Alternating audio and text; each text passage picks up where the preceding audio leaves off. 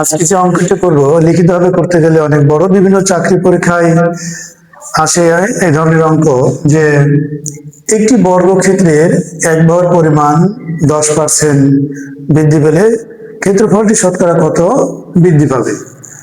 তাহলে একটা বর্গক্ষেত্রের এক ভর পরিমাণ যদি 10% বৃদ্ধি পায়, এখানে 20%-এর কথা বলা হতে পারে, 30%-এর কথা বলা হতে পারে, তাহলে আমরা কিভাবে এই অঙ্কটি জাস্ট 2-1 সেকেন্ডের মধ্যে করব, আমি সেই বিষয়টাই আজ দেখাবো।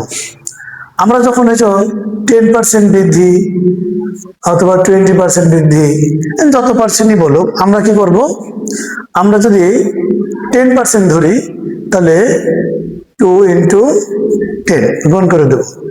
তার সাথে এই যে 10%, এই 10 কে আমরা 10 দ্বারাই ভাগ করব, আর এইটা করে বর্গ করে দেব। এবার এটার ফলাফল যত হবে তত পার্সেন্ট, এটার ফলাফল যত হবে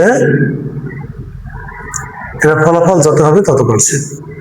তাহলে কত হবে 20, এখানে কেটে দিলে হবে 1, তারপরে স্কোয়ার,